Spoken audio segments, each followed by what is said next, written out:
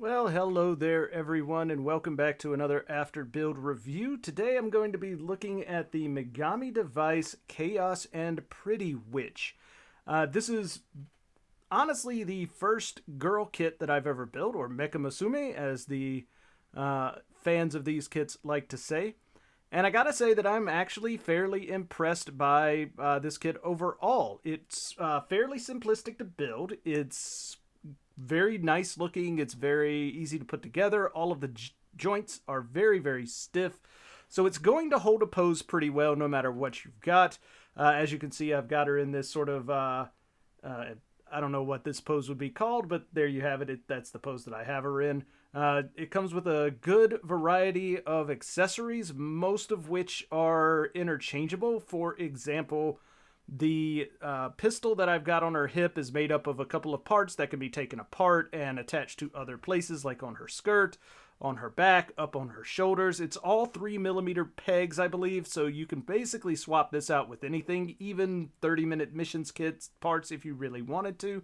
And I believe that is just to keep it so that anything like the modeling support goods kits that they put out, or the other effects parts and everything, and other support kits that go with the Kotobukiya line of girl kits, whether it be Frame Arms Girls or the Megami device, all sort of fit with all of these kits, which is fine.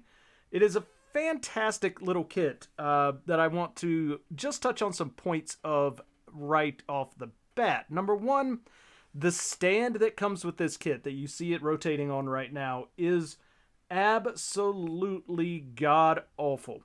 It is probably the worst stand that I've ever seen. I understand that these are made to be used for just your basic standing poses, since it's a stand and not like an action base or anything.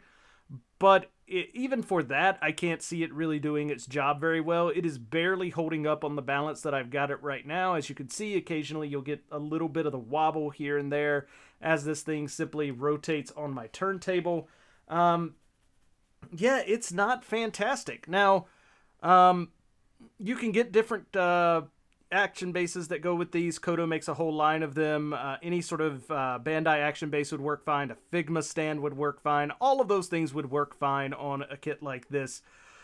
But the base that comes with it is just absolute garbage. I wanted to have this thing displayed with that cool tri-level sort of magic ring with the blast coming out of an effect part that I put together out of the effects parts that come with this kit up on the barrel of the sniper rifle, so that you could really see how all of that sort of meshes together. But unfortunately, you can't do that. The weight of it is just too much. The base topples over. It's a nightmare. So this is the pose that I've just sort of got it in for the start of this review with the rotation. Now let's talk about the kit itself, aside from the stand, and what all you get in the box with this. And it is a lot. So I have her built in your standard, I guess this is the witch part of the Chaos and Pretty Witch, or this is the Chaos part of the Chaos and Pretty Witch, which has the shoulder armors, the hat, the gloves, and the boots all as part of the kit. You do get parts to make the arms, or the lower arms, in just the girl color with the flesh tones, and the same for the hands. You can also build her without the shoulder armors if you'd like, so you have parts to allow for that. And you also have parts to allow for the lower legs to be replaced with the flesh-colored lower legs and bare feet. So you don't get like an option to have her be, wearing boots or stockings or anything like that. It's either the full, calf-high boots or bare feet. Same with the hands. You just get the full gloves or the normal non-gloved arm parts. Perfectly acceptable, though I kind of would have liked to have seen more variety with this kit. But what really can you ask for, I suppose? Now, the head part you can actually build to have the hat on, like I have it here, or you can get a separate hair piece that can replace the head so that you can just have hair instead of the hat. And you do get two colors of hair. You get this nice green color that I've got right now, and there's also a darker, dark bluish, almost black color that you can get as well, which is pretty fantastic. Accessories, again, it's hard to say how many accessories come with this kit, simply because there is so much interchangeable parts that they're sort of expecting you to swap around. For example, the pistol that's on her hip, you can take that barrel off. You can replace that with the sniper rifle. You can replace the sniper rifle barrel with a few other parts that come with it. You can just sort of mix and match to get your own feel. These effect parts, you get 2 sets of the magic circle effect parts there. Some of them that you can put on her weapons. You can put them up on the back via the where I've got those 2 streamers coming down. So there are really a lot of good options for just swapping around all of the parts, and it's a little overwhelming if this is your first time building one of these. So you just have a lot of options. Pick the one you think is going to look best and run with it, because you are going to end up with just a bunch of leftover parts no matter what you do. There are some sort of action-y type things that come with this kit. You have different hands for the different poses. You have 2 types of gun holding hands. You have 2 types of open expression hands, and you have fists. All of those you get in both the Chaos version, which is the purple gloved version, or the pretty version, which is the skin tone version. So your hand options are fairly robust as well. Other than that, the head has the hat, I should say, has a mechanic where it flips open, and you can attach more effects parts in there if you really want to have some sort of magical beam or something coming out of her hat. That's perfectly acceptable. The skirt, as you can see, I've got these little clear spikes that are sticking off of it. You can actually replace those spikes with any of the other effects parts. You could go to town all day on how to mix and match all of these parts together and build the chaos or pretty witch that you want in your life. Articulation wise, what you're seeing here is about it. You've got a double bend at the knee, but it starts to look really ugly after about the 90-degree mark.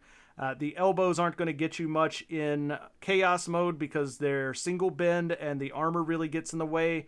Head is sort of the same way, and the shoulders in chaos mode, the armor just really blocks any sort of major movement that you're going to get there.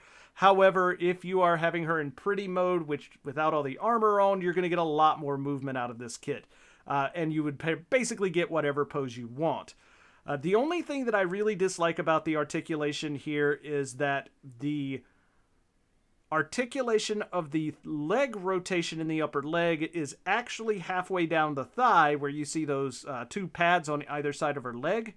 That's where your rotation is, not up in the hip area. So the hip doesn't actually rotate, the middle of the thigh rotates.